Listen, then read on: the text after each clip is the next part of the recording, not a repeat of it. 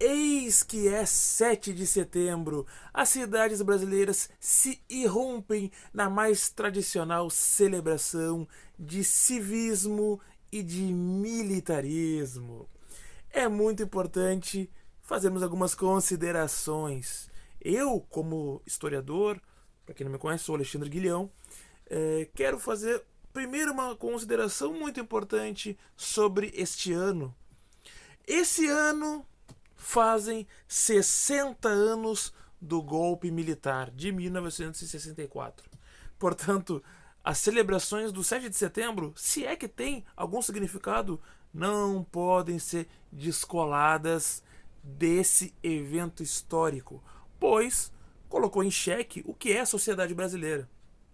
Portanto, a gente tem que pensar, em primeiro lugar, o que significam esses desfiles? Vejam, é muito importante nós pensarmos que esse tipo de desfile militar, hoje chamado de desfile cívico-militar, e tem o porquê, mas esses desfiles militares, eles começam no Brasil lá nos anos 20, lá, em função da Primeira Guerra Mundial. No começo era só no Rio de Janeiro. Já nos anos 30, a partir do governo Vargas, é que essas celebrações se tornaram nacionalizadas dentro do projeto do Getúlio Vargas de conquista do Estado, de conquista de uma unidade nacional. Né? E foi ser feriado, o 7 de setembro como feriado vai surgir só nos anos 40, já no governo do Eurico Gaspar Dutra, que já no final da Segunda Guerra Mundial. No finalzinho ali, né? Não à toa era um militar, né? E esse tipo de celebração, vejam vocês, com desfiles, em termos de formato, é um formato europeu de colocação das tropas frente à sociedade civil, tá? Não à toa o nosso exército, como vocês sabem, ele gosta muito de importar práticas vindas da Europa e dos Estados Unidos. Isso é histórico no Brasil também, né?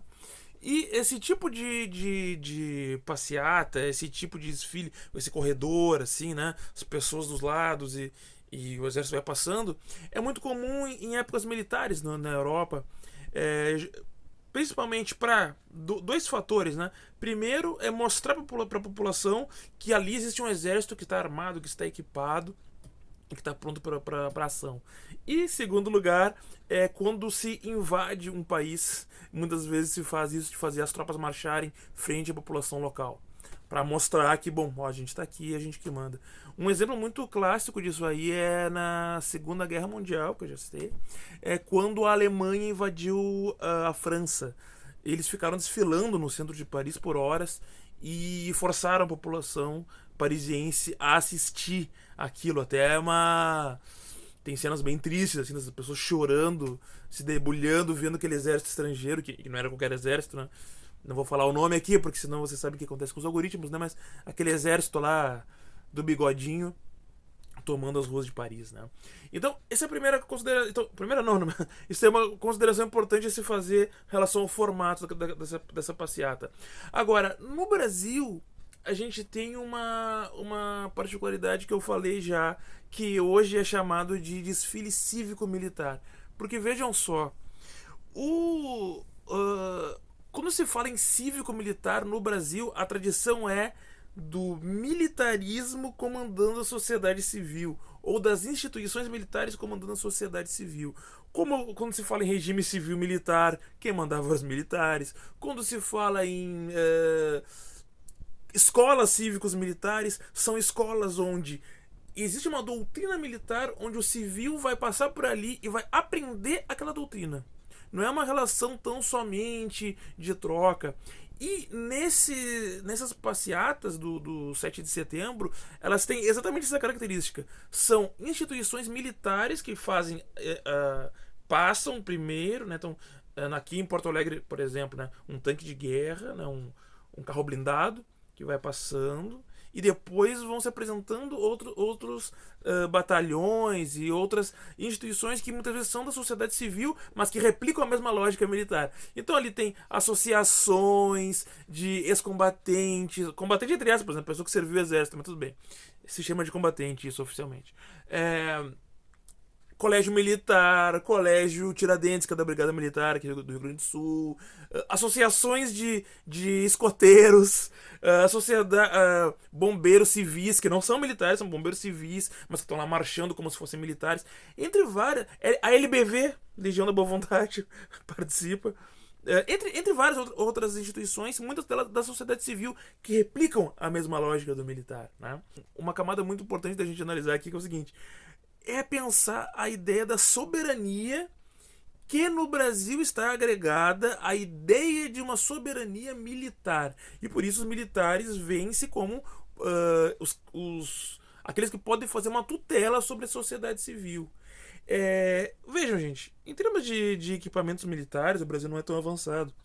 E não é só isso que faz uma unidade nacional, a ideia de unidade nacional, a ideia de soberania. Porque, vejam, sabe uma outra coisa que garante a soberania de um país? Porque a soberania ela é dividida em vários aspectos. Até soberania alimentar, para quem não sabe. Soberania cultural. Tudo isso é soberania. Soberania tem a ver com autodeterminação. Tem a ver com a promoção de um autogoverno, de autonomia. Não dependendo de externalidades. Veja, me digam vocês se as Forças Armadas do Brasil têm a característica de fazer isso. Não. As Forças Armadas têm a característica de fazer a entrega, de fazer a gerência de um sistema internacional sobre esse solo. Basicamente, replicar ideias vindas de fora aqui, onde eles se colocam como os protetores do campinho, mas com criações externas. Pois vejam, existe uma outra coisa que é a soberania popular. As pessoas sentirem-se parte dessa terra. Sentirem que fazem parte de fato de um lugar onde pertence ao lugar e o lugar pertence a elas. Então vejam, gente, nós não podemos apenas dessa terra, não podemos apenas contribuir com cumprimento de leis e com a força do nosso trabalho. Não, a nossa vida é muito mais do que isso e nós temos que autopromover a nossa vida. E para isso é necessário autonomia popular, autonomia coletiva.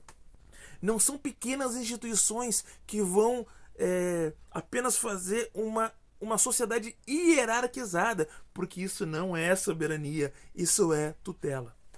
Muito importante que aqui em Porto Alegre eu tirei uma fotografia lá do Parque Marinho do Brasil, que é um dos pontos onde passou a passeata, lá, a carreata do Exército, onde há um monumento. Vocês podem ver aqui, ó.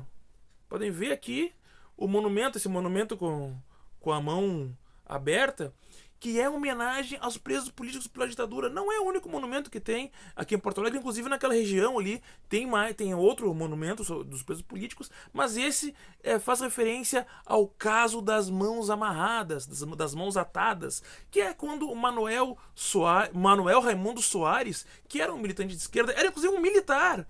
O Manuel era um militar nacionalista, um sargento que era do movimento dos sargentos, que questionava as práticas do exército e que buscava melhores condições para as patentes baixas do exército e que eram democráticos, eram de fato pessoas que estavam ao lado dos trabalhadores e que no golpe militar de 64 foram expurgados. Boa parte dos sargentos que estavam organizados em movimentos foi expulsa, inclusive Manuel. É por isso que ele vem para Porto Alegre, ele é do norte, ele veio para Porto Alegre e aqui se uniu ao Movimento Revolucionário 26 de Julho, M26, que é um movimento de ex-militares que foram expulsos e que eram de esquerda, eram opositores à ditadura, ao regime militar. Então nós falamos aqui de uma diferença muito clara, porque nós estamos nos 60 anos do golpe, isso não é qualquer coisa. O nosso governo atual, o governo do Partido dos Trabalhadores, o governo Lula, silenciou sobre os 60 anos do golpe. Mas eu que sou historiador, nós que estamos aqui na luta pela cultura, na luta pela arte, pela autonomia e pela soberania popular, nós não vamos calar. Nós não vamos calar porque nós não estamos jogando o jogo institucional dessa esquerda limpinha. Nós estamos aqui também para lembrar dos nossos mártires. Querem falar de soberania? Não dá para começar falando sem falar do Glauber Rocha.